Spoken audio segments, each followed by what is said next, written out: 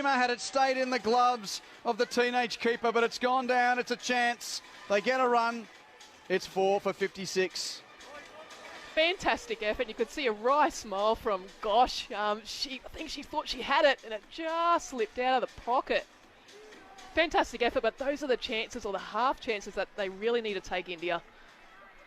That would have been some catch, but McGrath gets to the non-striker's end and moves to 4. 4 for 56 for striking out of Mooney. Edges, doesn't carry to the keeper this time.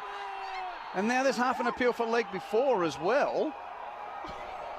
They're looking at umpire Oxenford, and the Ox is on the walk to umpire Gillespie to have a chat about this, who's at square leg. What are they discussing here?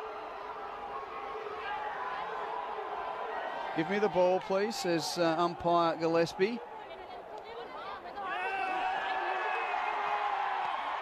Not out, the on-field call, the soft call. So declare. No, it's okay, can we start with the front foot, please? It's Eloise Sheridan, the third tonight. Okay, that's a fair delivery. Can we move to front on, please? So checking to see if this had carried. Nick. Okay, can we just rock and roll that, please? Oh gosh. Well, to the naked eye, I call it didn't carry. Agreed. Looks like a half volley into the gloves. It's an interesting one as a wicketkeeper or a fielder where sometimes you don't know and sometimes you do. It often depends on where it sort of hits in the hands. But we expect a not out decision here. Yeah, not out's the call.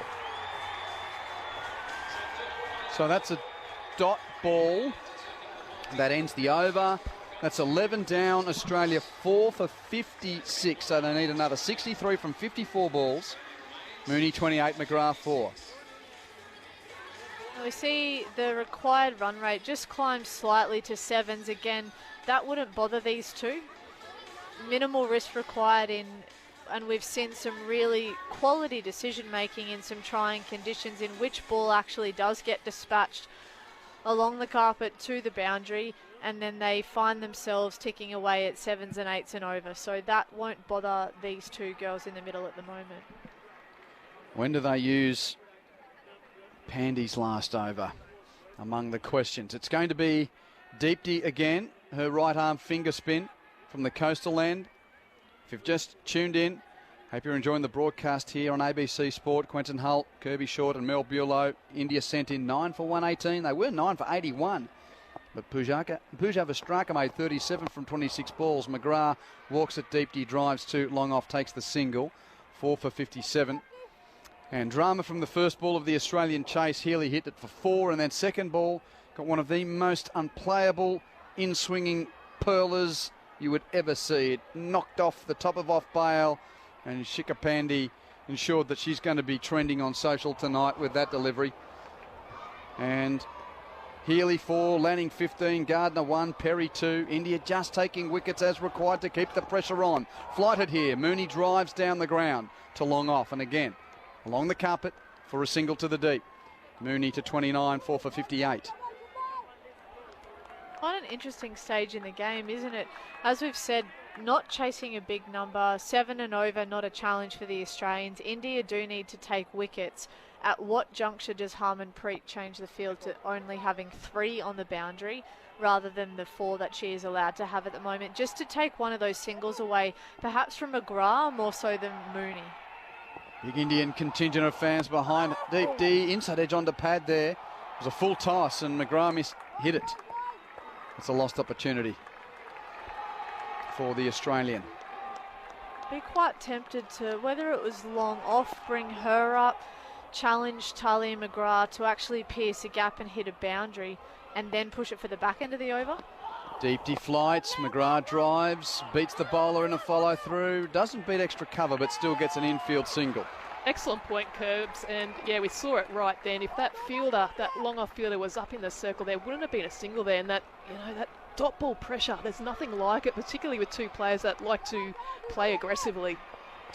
60 runs required from 50 balls at 4 for 59 with 2 deliveries remaining in the 12th over. on this gorgeous Saturday night. Isn't it nice that the rain stayed away for us tonight? Hopefully it's the same for tomorrow's final game as well. Same time, same venue. Deepti to Mooney, who slaps a wide full delivery out through the offside to deep cover. And happy to just take the singles at the moment. The Australian left-hander, she moves to 30 from 31 deliveries, 4 for 60. And to be fair, that's all they need to do. Keep taking those ones, get up and down, and ultimately India will have to change something, and that's when potentially some of those boundary balls come for the Australians. Or if the Indians can take a wicket, then it really forces the hand of the Australians. It's a bit of manipulation of the field.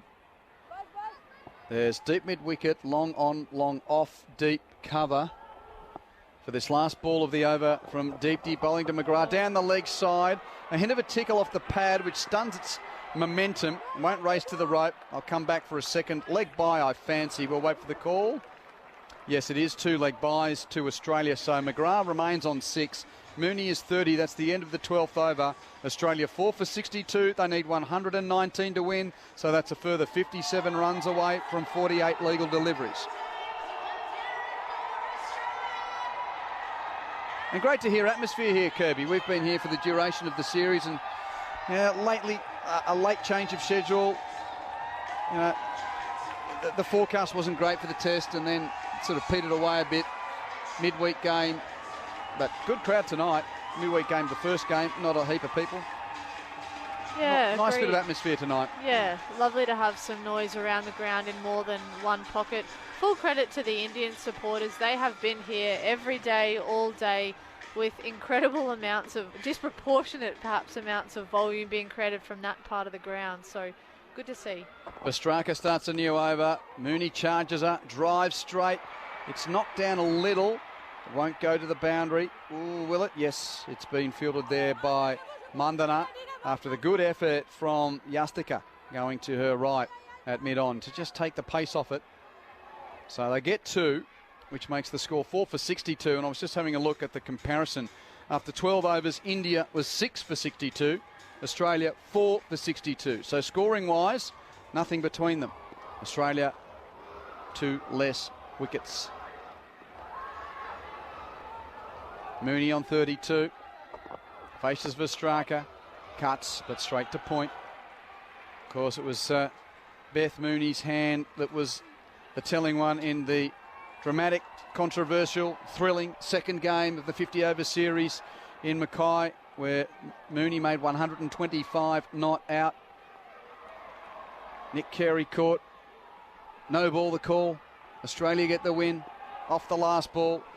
Amazing stuff, but that winning streak came to an end on the Sunday of that week. Vastraka is charged at by Mooney. She checks the shot, happy to take the easy single on the clean contact and controlled poke out to deep cover. Yeah, so often if the Meg Lanning glide through third is a textbook get-off strike shot, that we've just seen from Beth Mooney is her equivalent. Just coming down the wicket, often the bowler will dig it into that back of a length and she just punches through out to the cover sweeper.